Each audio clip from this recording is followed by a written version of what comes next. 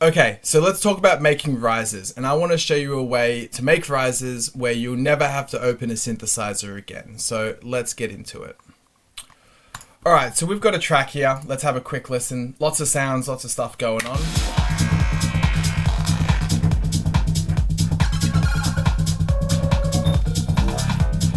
Alright, so as you can hear, there's already a bunch of textures in this, a lot of bunch of synthesizers in this sort of thing.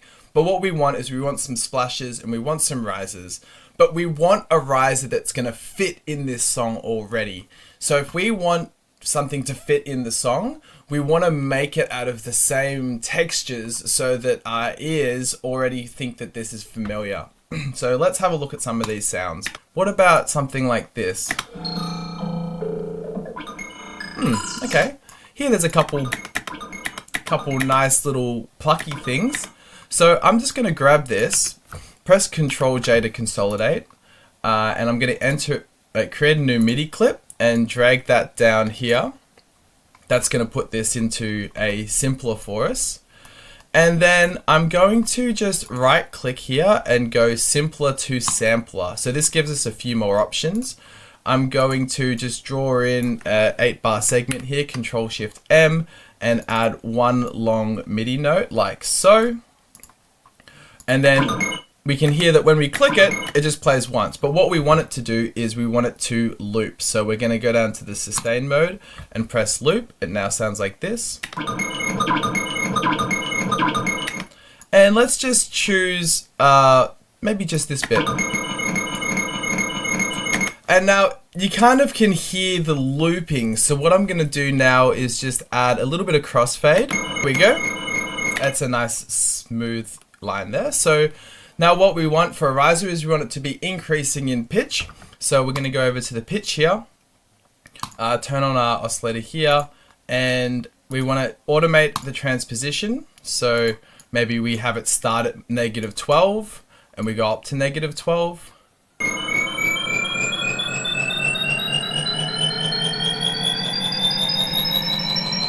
Sounds pretty cool already. Maybe we push up the spread a bit to give it some more width. Play around with these crossfades a bit. It's a bit better. Alright, cool. So we've got one there. Control D, freeze and flatten that for one of the risers in our tracks. Now we want another version. Maybe we want to add some extra texture this time. So in our sampler here, we also have FM on the oscillator here. So we want to introduce some of this FM, so we can do that with the volume here. So maybe we have that starting more intense and going down.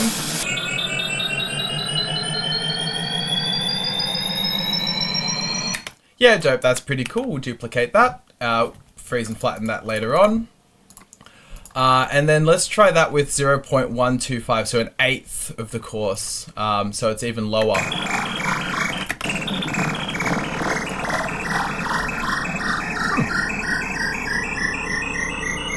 Pretty bubbly. Duplicate that, and now you can do a version of this where maybe the FM goes in reverse.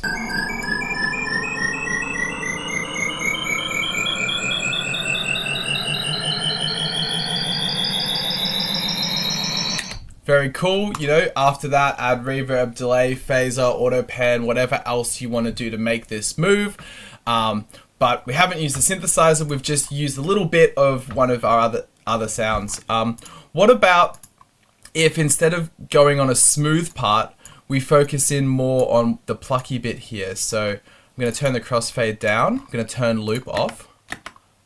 Maybe add a little bit of fade to this. We need a volume envelope, pitch envelope. Here's our volume envelope. Bit of release. There we go. And we'll grab an arpeggiator and we'll put this on milliseconds. And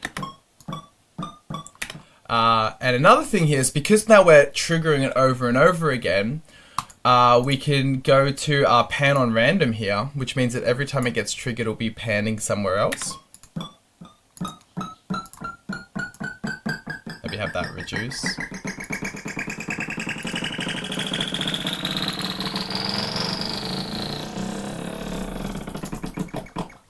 There you go. So there's a few ideas on how you can chuck any sample in your project into a sampler and turn it into a riser so that you have these really interesting textures in your risers, and they're going to fit in with your track because it all comes from one of your main leads. So hope you enjoy this new tip, and see you next time.